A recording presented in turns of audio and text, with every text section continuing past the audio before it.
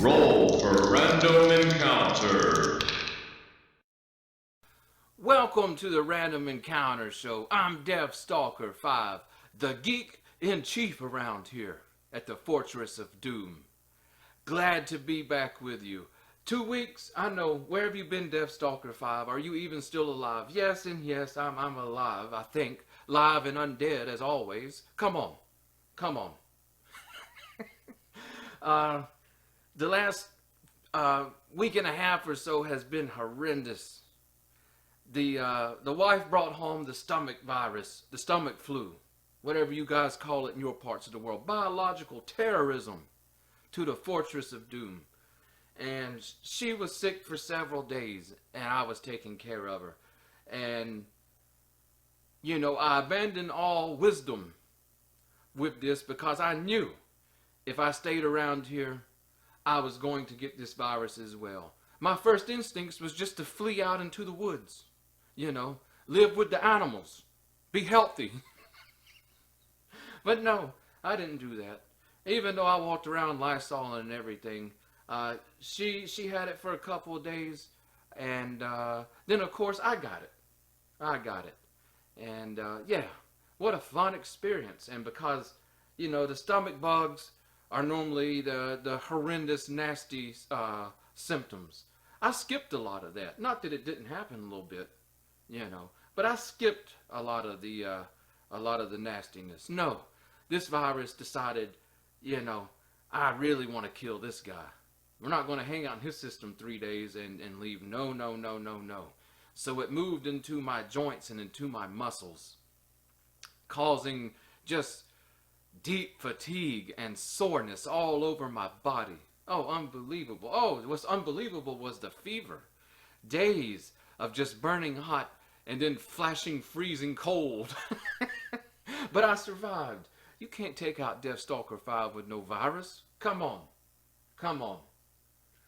Anyways, the week went by, and I started to film what you're going to be watching now. And because of the sickness, you know, and because of just how weak and mentally fatigued I was, foggy-headed, I just had a hard time sitting down and making good cuts. Because you guys know I'm not doing no editing. No, we one-shot these things here as best we can. Yeah, you know, that's quite apparent. And so I just got done dealing with it. And then I went to film I went to try to film some of the components and on the table, the components of the game and stuff. And I broke, you know, the shoe attachment on the stand for the camera. So then we had to wait to get one of those. So here we are. Here we are. Flying gloriously. Let's go. We're now going to finally get to the gaming segment of our tabletop gaming show, believe it or not. We're going to be talking about 1978's classic, The Sorcerer's Cave. Board game dungeon crawling royalty. Okay? I know that dungeon crawls are big time now. They're big time. 3 a week's coming off Kickstarter. Who knows? Who cares? I'm sick of them. I'm sick of them. Not my type of thing, you know. One day we'll do some top dungeon crawlers from DeathStalker V, because we got some, like, over here that's never been topped and will probably never be topped. But the Sorcerer's Cave comes in the ancestry of modern tabletop dungeon crawlers, because it was the first to offer true solitaire rules right out of the box. And that was a big deal. Believe me, because now everybody that wants dungeon crawlers, one of the must-have things for a dungeon crawler is it to have solo rules. But Sorcerer's Cave not only had solo rules, it had multiplayer rules, co-op or cooperative play, and competitive play. Not only that, but it has a style of play and a freedom that I've yet to see in another modern dungeon crawler. And that's the fact that if you have multiplayers, you have multiple players on the table, you know, you can start out cooperatively or you can start out competitively, and that can change on the fly just by player decisions, you know. You running in some tough stuff in the dungeon and need to team up together, team the parties up, do it. You know, tired of dragging some dead weight of the party? You know, kick them out of your party and then kick them out of the cave. Why not? Why not? But there's a lot modern dungeon crawlers owe this game, such as the fact that it doesn't have a board. You know, the board's determined by randomly placed dungeon cards, or tiles even. They're pretty thick, you know, but we'll call them dungeon cards. There's no set story or anything to it that is randomly generated. So each and every game is going to be different than than any other game that you play. In fact, one thing modern board games love to beat us over the head with is expansions. And as far as I know, the Sorcerer's Cave was the first dungeon crawler to ever offer an expansion. That's right. It's, you know, they call it the extension kit. Brilliant stuff. And, you know, there's one thing this game does that no other dungeon crawler, you know, that you can buy today is going to do for you, because it's on this card system. These are the cards, basically. See, they're pretty large. But with the card system, the game suggests you to play on the floor, because you're going to be making, in essence, a three-dimensional, multi-layered dungeon by laying these cards out and moving through the cave and then trying to return. Okay? But there was no static setup for the game.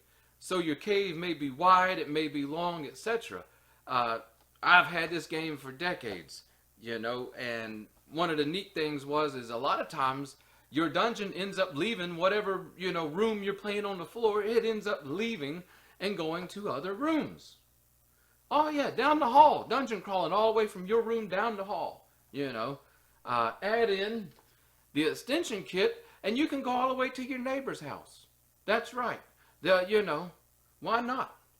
They might call the law on you if you're outside of their home, you know, and you're out there rolling dice and talking about, hey, look, there's a woman. Let's see if she'll join us or fight us. What? So yeah, go to your neighbor's house, but don't go to jail. Anyways, let's go to the table and take a look at what Sorcerer Cave entails, look at the components, and let's talk about different things that I've done with it over the years, because for one, DeathStalker V ain't getting in no floor. No, he's too old for that. And I don't have a memory card that'll hold enough length of film to show me trying to get out of the floor. Okay? Anyways, see you on the table. Okay, down on the table. Before we even begin, let me grab Sword of Power! Oh, yeah. So, the Sorcerer's Cave, a game of exploration, magic, and adventure. Again, an Ariel game made in Great Britain. And look at this 1970s classic hand-drawn fantasy art. There's a lot going on in this artwork. Now, I think the artwork changed over printings throughout time, because this definitely was printed quite a few times. I'm not sure how many exactly. It's sort of an obscure game nowadays, you know. There's definitely no modern printings going on of this game, and it can be sort of tricky to find, but if you look it up, you'll see various box covers. But this is the original 1978 box cover and artwork. And there's a lot going on. We see a sorcerer up here, you know, shooting down some kind of spell. There's a beam coming down. We've got some cultists over here. We've got the fabled treasure that we'll hear about soon. But if you look closely, I have some one-of-a-kind box art for this game. It's true, because I have owned this game for decades. Over the years of just relentlessly beating the monsters inside this cave and the sorcerer himself, the reptilian creatures on the cover or on the box art themselves, all of them have developed little tears in their eyes. Yeah. So, you know, as I know it, this is one-of-a-kind box art, but if you do like DeathStalker V and beat these creatures over the years, they too will develop tears in their eyes. Give me another decade and I'll have a 1-800 number, please help, on the box art. Oh yeah, oh yeah. Crying dragons and lizards and things, 1-800, please donate. Let's do it. I don't know, guys. Anyways, what were we talking about? Oh yeah, gaming. Let's bust off of what came inside the box here. Let's get some things set up here just so you get an idea. Over here we have some rules and things, but let's take a look. Pretty basic, standard items, components, in this for a 78 game. Let's take a look at the rules first and sort of get you the story for the Sorcerer's Cave. With the rule book, we get a copyright 1978 Terence Donnelly. Really good game designer. I've got a few of his games. We'll talk about more. There's a we'll wait till we get to the review segment, but there's technically, it's not a sequel, but there's another game that utilizes these same rules as well. But let's dig in. Up front we got a nice Virgil quote. So in this game we have a little storyline actually. And instead of reading it from in front of the camera, I'm going to read it on this little slip they gave us. How nice. It's like they knew in the future some idiot would take a camera and want to film about this game. Hey. The Sorcerer's Cave. During his long lifetime of wicked deeds, the sorcerer has gathered immense wealth. Heaps of silver, gold, and glittering gems, and artifacts of wondrous power. The fame of the sorcerer's treasure house has spread far and wide, and many a thief and adventurer longs to carry off a portion of the bounty. To protect his hoard, the sorcerer has made by his magical arts an ever-changing cave of many tunnels and chambers, and filled it with all manner of pitfalls and fearsome creatures to beset those who venture within. So, there's a little synopsis of the backstory of why this cave even exists. And we start off with basic rules. The game equipment. It starts off with the pack of large cards, which we have here. We get 60 of these in the base game. Makes quite a large dungeon. As you can see, the cards are comprised of different tunnels or pathways, but they can also be comprised of chambers. Each one has their own special rules for chambers and tunnel ways. We have stairs, that allow you to go up and down floors in the dungeon. There will be special areas, especially with the extension kit if you add it into your game. But these are the most used component of the game. And probably what really sets this game out. Beyond the very scant few dungeon crawlers that had came out before it. In fact, I only know of one, and that was the original dungeon game. But to me, that was less of a dungeon crawler and more of a traditional style board game. But I regress, this was definitely the first that I would consider a real proper dungeon crawler. Heavily influenced by the Dungeons and Dragons rules. The author himself talked about how influenced he was by those rules, but wanted to design something that had the same scope but was much more similar in play, that he could invite a few friends over and just put on the table, and within 2 or 3 minutes everybody could just dive off and have a dungeon exploration. Because we have to remember, in the 70s, by 78, D&D was mainly still a dungeon crawler itself. There were rules being developed for more advanced play. Different sets of the basics were coming out. But as a standard game, it was, adventurers going through a tunnel, or through a dungeon, or through some kind of underground layer known as a dungeon. But let's get back to the Sorcerer's Cave. These are the, with these cards, we use these to create our cave here. These cards are our adventure cards.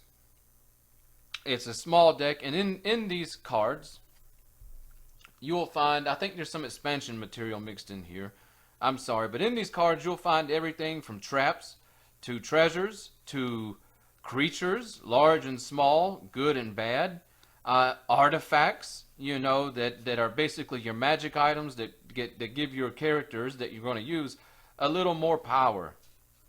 But yeah, it's a real nice stack. A lot of variety in this stack, sort of like Talisman in regards.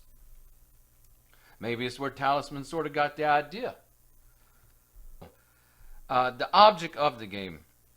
Players form exploring parties and by turns explore the cave area by area until the large pack is exhausted or no one cares to go further. Play ends with all parties are able to do so have left the cave.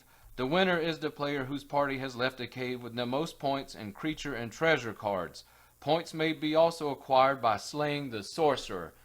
So as it is in the basic rules, you know, a pretty simple affair. Go as far in the dungeon as you can or you want to, and then come out and add your points up for the adventure cards that you obtain inside the cave. Then we get rules for making up exploring parties. Okay, and this is what I thought was very interesting, because the exploring parties, your initial party, will be a character that are from the adventure cards. Initially, you have a hero, a woman hero, an ogre, a troll, a priest, a man, a woman, or a dwarf. In the top of these cards, sorry, this one was edited, you know, because over here it tells you what your misprints were. It lists the misprinted cards, but so, you know, it was supposed to be a 10 there, counted as a 10. But your cards, you'll have basically a strength indicator at the top right of your card. No hit points, nothing like that. But let's also see if we can find another character card while we're here. Or a creature card or something. Okay. But you'll see a strength indicator at the top of your card. The base game says how strong your party can be. I believe that they can have a combined value of 6. So with the hero, which I normally choose because it's basically the best character in the game, especially as a solo player, you know, he can handle, or she can handle, if you want the woman hero, they can handle their share against the other creatures and inhabitants of this cave. But also on the cards, you'll see there's a kilogram notation here. That's how much treasure each individual can carry. So if he found this sack of gold, it weighs 25 kilograms. He could in essence carry 3 of those.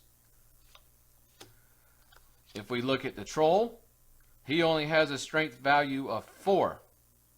He also has a 75 kilogram carrying capacity. These numbers here are if you encounter these inside the cave. You can either attack the beings, the creatures, or you can try to parlay with them basically, and you roll your die, D6, and it gives you the list of outcomes here. So there's a lot of freedom in this game because you do not have to attack anything. You can just bypass it in ways. Things can be indifferent to you. You can fight things and kill them. Or they can even join your party. So if you rolled a 5 or 6 on this troll, he would be friendly. You would then have the chance to add him to your adventuring party. So, you know, a lot of freedom in this game. It really is. But it's a whole list of who you can get. Then we get exploring the cave. You know, and it tells you how to lay your card down. Basically, off the top of my head, all cards have a V-shaped notch indicated in one upper or one corner of the card. Pick a direction that you're playing, true north or south or whatever. All cards that when you pull them, those notches should be all aligned in the same direction and in the same way. And that shows you how to build your cave. You may come into dead ends, you may come into staircases, you may come into chambers, etc. But you know, it's a randomly evolving and generated cave. Love it. We get rules for encountering the strangers. That's the name of creatures in the game. They're strangers until you figure out what they want. There's secret doors, stairways. Like I said, multiple layers to the dungeon itself. Curses, ending and scoring the game. Now we get a rule section on fighting. Fighting is very simplistic in this game. If we were to fight these two creatures, you know, the hero has a 5, the troll has a 4 strength value. We would roll 1 die, d6 for the hero. He would have a 3, so 5 plus the 3 is the 8. Then we would roll the value for the troll. He would roll 6. 6 plus the 4 is 10. 10 beats 8, so therefore the hero has been defeated. So very, very basic fighting mechanics here. Then we get notes on special cards. We get examples of forming the party. We get you know, you can add things in such as surprise if you want to. So there's ways. It's a true hobby game. There's ways to incorporate a little more rules than just the basic. But here we get shown how to, you know, build a party. The player party versus the chamber party, or the stranger party. As you go on the first level of your dungeon, you only draw 1 card for every chamber. Okay? But as you go down a level, whatever level you're on determines how many cards per chamber that you actually draw. So if I was on the 3rd level, I would draw 3 adventure cards. If I was on the 10th level, I would draw 10 adventure cards. And so you have to resolve those cards, then you have to see if you survive, who joins your party, what happens, or maybe you have to retreat and go a different way, whatever. But until everything's resolved as far as the strangers and events in that room, you can't take any of the gold, silver, gems, or any other treasures, artifacts and such. And one neat thing is that if you go into a chamber, you know, and there's a creature there and an artifact. If that creature has the capability, such as the troll, and there's a magic sword there that gives him a +2 or whatever on his rolling, since he would probably be able to use that, we would say that he already possessed it. You know, so it would make him much harder to fight than just a standard troll. Special area cards, viper pits, deep pools. There's hazard cards, earthquakes, medusas, traps. You know, there's all kind of events, traps. There's just, this game offers a lot, really. To be so simplistic, it offers a lot. Then we get more rules on, you know, some of the treasure cards, you know, some of the artifacts. How player interactions and different things players can do. And then we get a section on solitaire play. We get elaborations on different things. But here's another big part, is I've never really played this game, especially as a solo player, as the basic game, to let's go in and see how much treasure we can get on a score mechanism. No, I love storylines. I love seeing how a story unfolds. I'm not playing Monopoly here. So they give you in the elaboration section several different game objectives, such as damsel in distress, saving a woman from the sorcerer. You know, we get the sorcerer's den. So it's you can make scenarios surrounding that. You can get the quest, such as finding the ring or whatever, and then you've sort of won the game. And then there's the ring bearer, which there's a popular story about, you know, a party with a selection value of 4 tries to carry a ring from the gateway to the deep pool, which is at the center of the 4th level. The party has a head start of 7 turns over a party of 3 trolls whose object is to capture the ring and bring it to the surface. The sorcerer and his companions are indifferent to the troll party. The game ends when either party achieves its goal.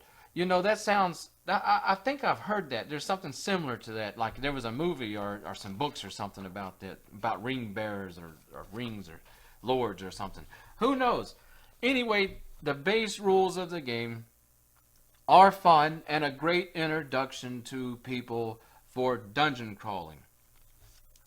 Let's do a few examples here. One thing about it is there's a special card known as the Gateway. Let's clean up our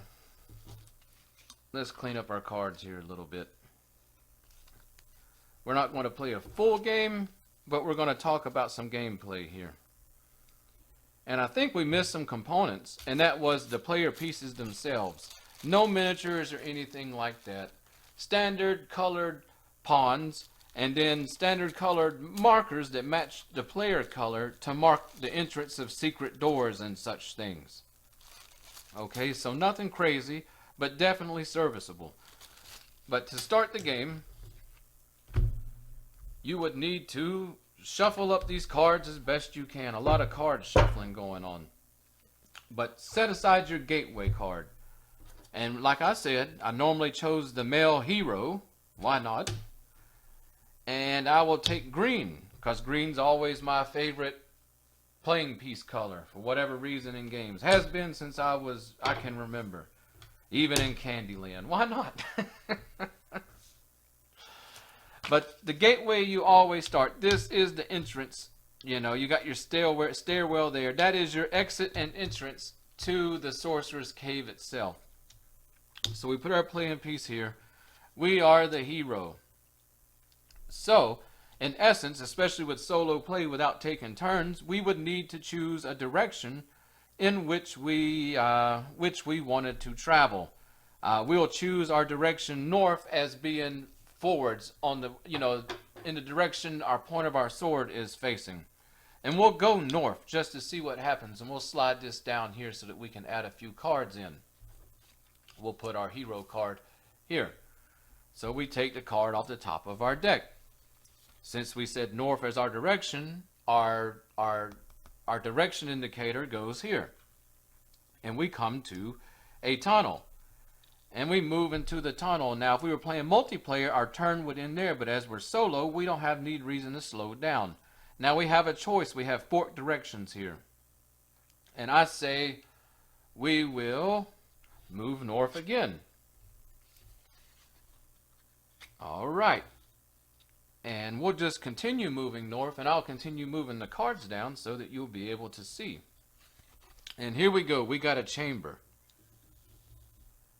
We would move into the chamber here. Now, anytime we enter a chamber, okay, because this is the first dungeon level, we haven't went downstairs as of yet, we would draw one adventure card. And we get a man. Why not? A fighting man of no great renown. Now we have to make a decision about the man here. And since we're just starting out and we only have one hero in our party who's greatly more powerful, than the man, we could either attack him outright, but without treasure or anything, there's no real point in that. So I say we approach him and we see how he is toward our hero. So we will roll our d6 die and we get a 5, friendly. So we asked the man to join our party. And he joins our party like so.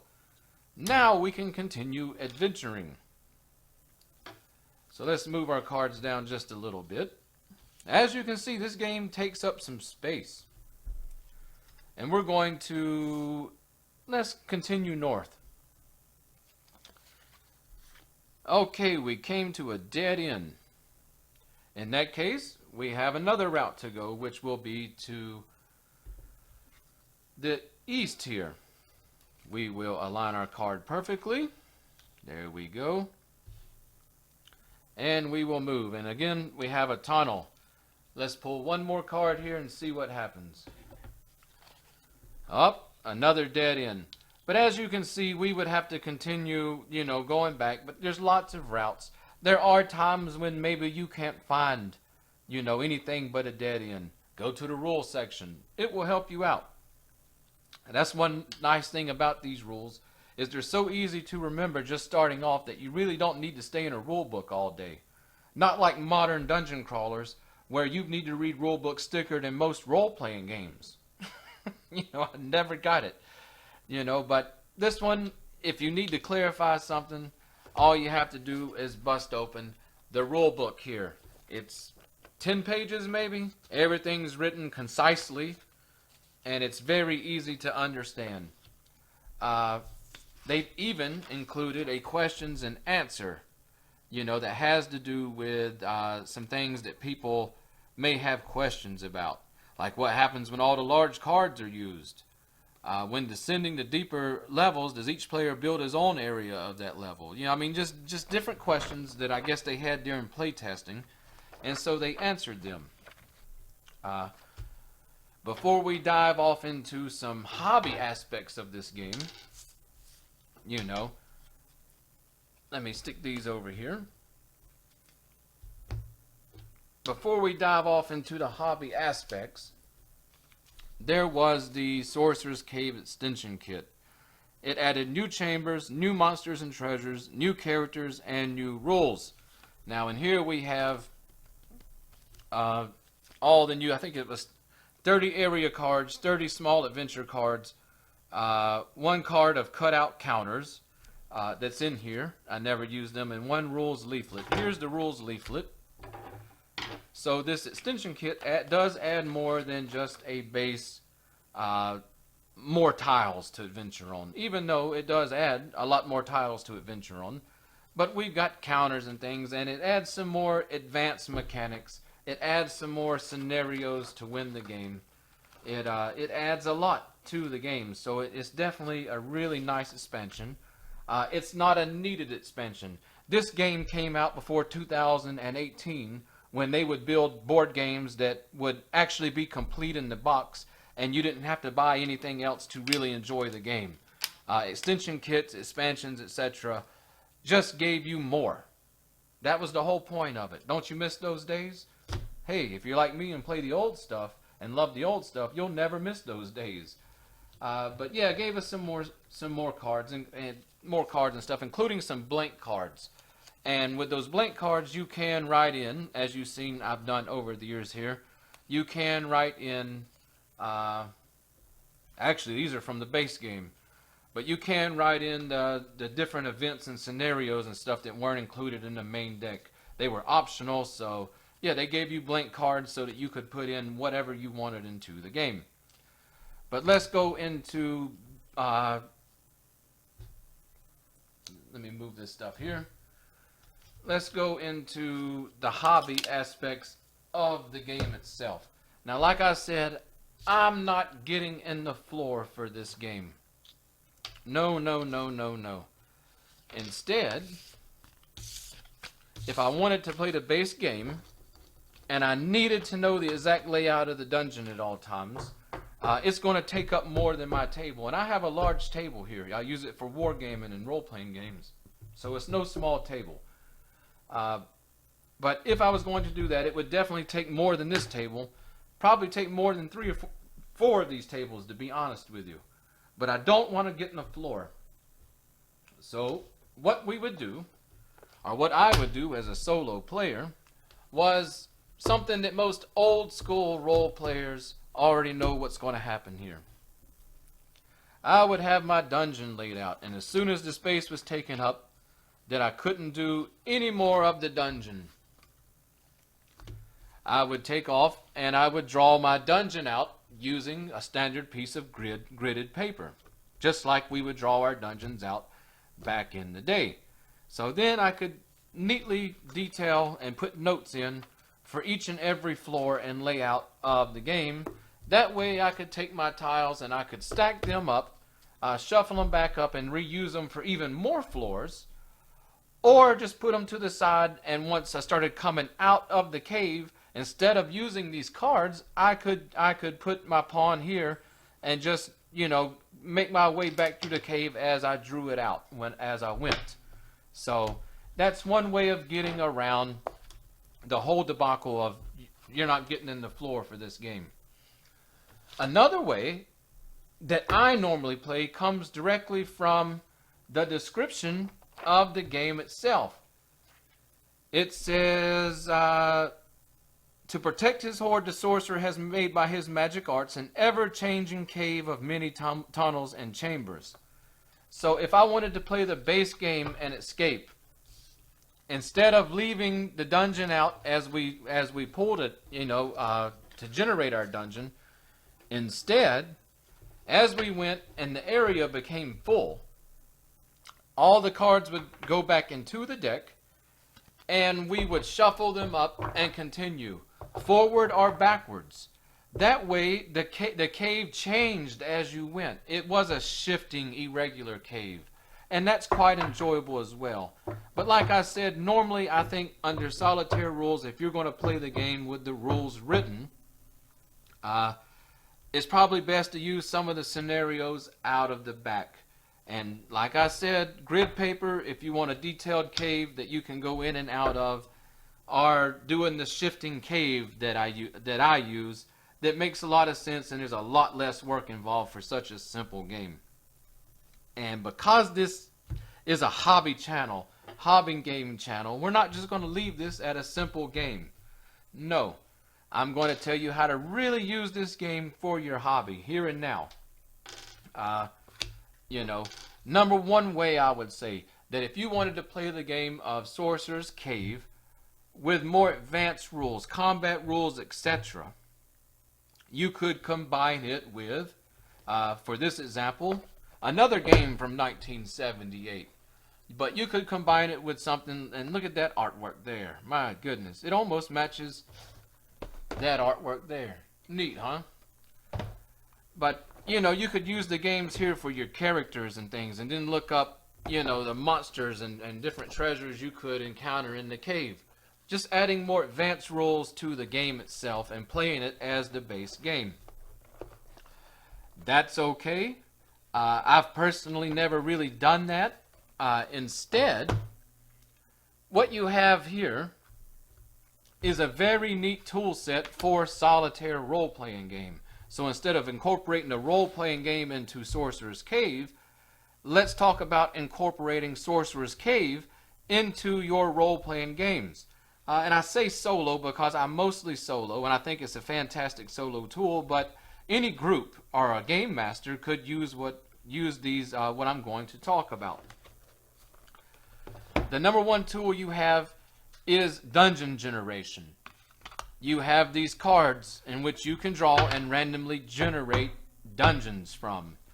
You could also use these for helping with ideas inside of your dungeon. Who will the party encounter? What will happen?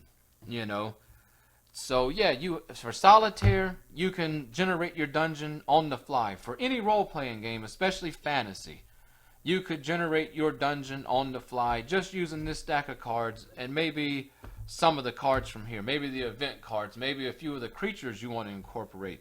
Like I said, there's blank cards for you to write down whatever you could want. But a game master could also pre-generate a dungeon he wants to use for a group or for group play. Just generate it on the fly if he wanted to. Some dungeon master game masters are comfortable with on-the-fly decisions and improving most things. I know I am. All my years of solo play, that I love the game master, and it really doesn't take a lot of effort if you use the solo tools and you can think on your feet. But some may not like that style. But this is a way to easily generate any dungeon of any size that you could want, And you could notate it down using your grid paper to exact measurements if you chose to do so. Anyways, I think we've spent enough time here on the table looking at the game. I think you probably get a gist for it. So let's go back up by the case and give a final review. Okay, the Sorcerer's Cave. Now we get to the review segment of the show, which I call Bow, bow, bow, boom! The good, the bad, and the ugly. I don't like giving reviews like stars or 1 through 5 or 1 through 10 or anything. No, instead I'd rather my review, because reviews are so subjective, to the person who's taking a look and talking about a game, that I don't think that's really a fair system or indicative any way of should you play a game, buy a game, or want to play a game, have a desire for the game. So instead, I just like to talk generally about what I really like and dislike about the game and how I think things could be improved if they could be. So we start off with the good. The good about the Sorcerer's Cave. Right off the bat, it is a fast, easy to play, clean dungeon crawling board game. I've never been a fan of the dungeon crawlers with the big rule books, a lot of complex rules and all this kind of stuff. If I wanted to play a really in-depth dungeon crawler, I wouldn't play a board game for that, or a dungeon crawling board game. I would just use one of my role-playing game systems that's going to offer me much more than a board game ever could. So when I want to sit down with a little excursion to the table for a quick, clean, fun dungeon crawling experience, I want something that's fast playing, very easy to learn, and without all the complexities necessary. So that's something very good about this game, that within 5 minutes of you sitting down on the table, you will already be in the dungeon and exploring its depths and having fun. The game is a lot of fun. Multiplayer, I have played multiplayer games of this with some of my old gaming groups and stuff. We had a blast. The swap between competitive play and cooperative play is brilliant, and so it adds this level of almost intrigue to the game. Is another player coming to you because they really want to trade some items? Or are they going to try to stab you in the back and take your items and leave you dead in the cave? You never know. But that's one of a brilliant stroke to adding a level of intrigue to the gameplay itself. Another good thing about it is that with board games, I normally purchase board games because I see they'll have a use in my main role-playing game hobby. And the dungeon cards and random event cards and things like that definitely can be used. And they can be used well for, generating dungeons and stuff, especially as a solo player. Okay? Another really nice thing about it, that if you like the Sorcerer's Cave and you like the mechanics of it, and you want a little bit more, a few years later, Terence Donnelly published through Avalon Hill The Mystic Wood. Mechanically, this game functions pretty much the same as the Sorcerer's Cave. But this time around, instead of having a randomly generated dungeon, you have a randomly generated forest. And it has more of a King Arthur theme to it, or Dark Age British theme to it. So there's questing, there's knights, there's castles and things. So it really changes up the flavor of the game, but mechanic-wise, it's still pretty much the same mechanics you would play in the Sorcerer's Cave. And it's a brilliant game in its own right. One day we'll pull it down and take a look at this as well. If you guys want to see it, let me know. But as far as the Sorcerer's Cave goes, rules-wise, clean rules. There's nothing that's hard to understand. There's nothing that I found was unclear. I got the game back at a yard sale or a flea market or something decades ago, probably as a preteen, or maybe around age 10 or 11, but somewhere in that area. It was easy to pick up and learn then. It had a big influence on later on when I started doing solitaire role playing. The concepts and things from the solo play of this game easily transitioned and gave me ideas and furthered my understanding of how to go about playing full role playing games as solitaire experiences. But yeah, I have nothing but good things to say. Now we're going to move to the bad. Okay? The bad with this game has nothing to do with the game itself. The game itself, the rules are clear. There's no bloat to the game. you don't get anything in this box that you really don't need, you know. But the problem with the Sorcerer's Cave is, if you don't own this game, it has not been printed nor published for quite a long time. So you're not normally probably going to go pick this up at your friendly local game store, unless they carry used games and just happen to have a copy there, which isn't so likely. I'm not sure if the Sorcerer's Cave ever got a huge print out. I had several small prints, but I don't think it ever sold in the millions or anything. So there's not a whole lot of copies out there floating around like other popular board games and stuff of the time. That being said, going on eBay or going on any of the online shopping where you're more apt to find a copy of this game, it can be a little bit pricey. Okay? But take that with a grain of salt, if you will. You know, I've hunted various games throughout the years, and so I see sometimes things come up and they're just way too expensive. And for the Sorcerer's Cave, I've seen some prices of $80, $90, $100, over $100. And I would say steer clear of those, unless you just absolutely have to have it for your collection for whatever reason. I'm mostly a player. You know, I do collect games and I do hunt down older games, but I want to try them out. I want to play them. I'm not boxing them up. I'm not putting them in plastic. I'm not really worried about the condition as long as everything's together, complete, and whole. But if you're a player like me, watch places like eBay over time, because I have seen the Sorcerer's Cave pop up. I haven't looked at it recently, you know, I have to admit that, but I have seen it over the last couple of years, here and there, pop up for $20 or less, complete. So at that price point, I think it's a definite buy.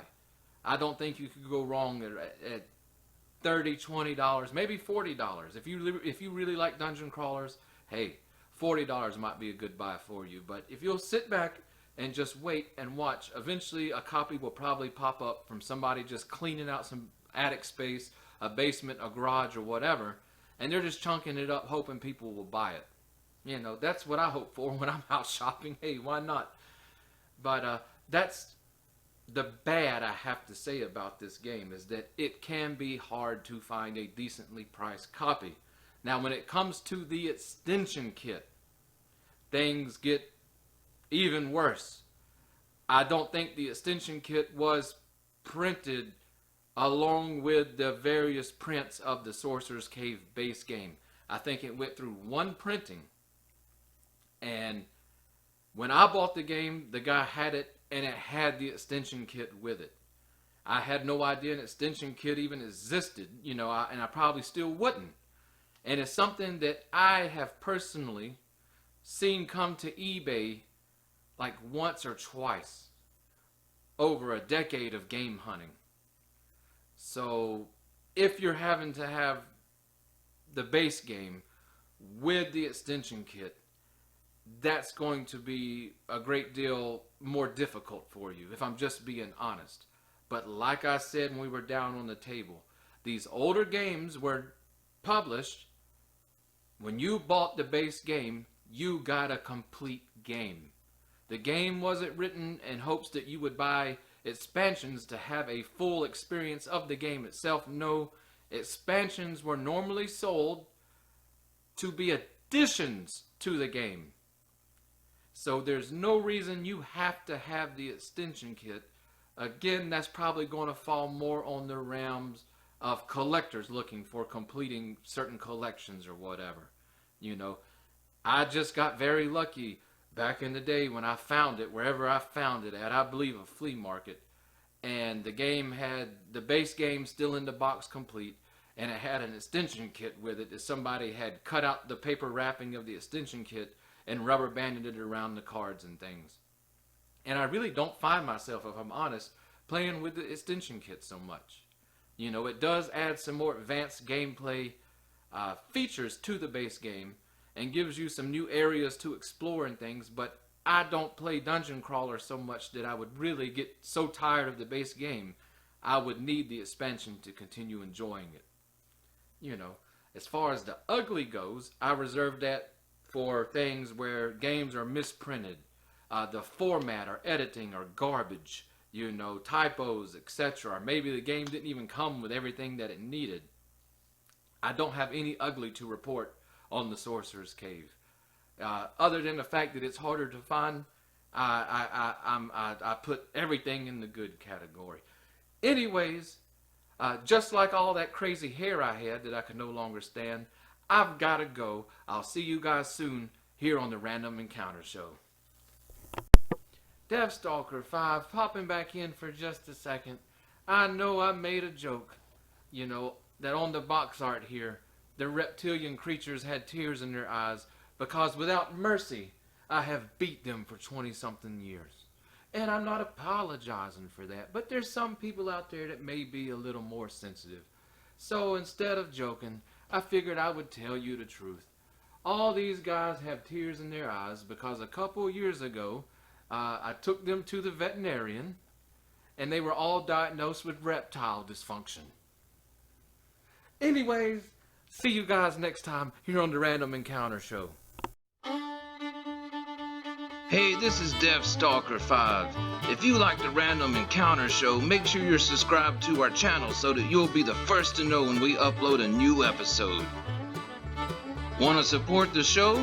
Head over to Questing Table Studio on Facebook. Let us help you bring your table to life with miniature painting services and terrain.